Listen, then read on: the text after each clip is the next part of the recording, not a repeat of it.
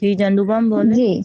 जी चंदू बोलो हाँ, चंदा। इसके बाद साथ साथ मेरा जो छोटा भाई है, उसको वो इतने दिन तक तो वो नाइट शिफ्ट में काम करता था। फिर अभी वो डे शिफ्ट में अप्लाई किया था। तो इंटरव्यू वगैरह दे आने के बाद ना उसको कोई कॉल नहीं आ रहा था, कोई भी कॉल नहीं आ रहा था।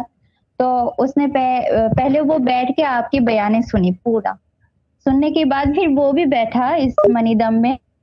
मतलब जिस दिन बैठा है, उसी उसी दिन, मतलब उसके बाद के दिन जो है ना, फौरन उसको कॉल आया इंटरव्यू का, मतलब सिलेक्शन किसका? का। सिलेक्शन का?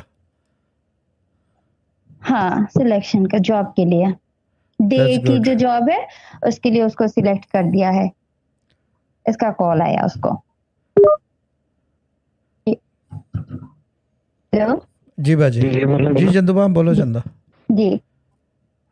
हाँ। और चौथा ये है कि मेरे अम्मी के पैसे वो भी बहुत टाइम से एकदम स्टक था, दे भी नहीं रहा था। तो फिर अम्मी को भी समझाया, और अम्मी आपने जैसे मेरे को कहा था मनीदम, वैसे ही अम्मी लिया।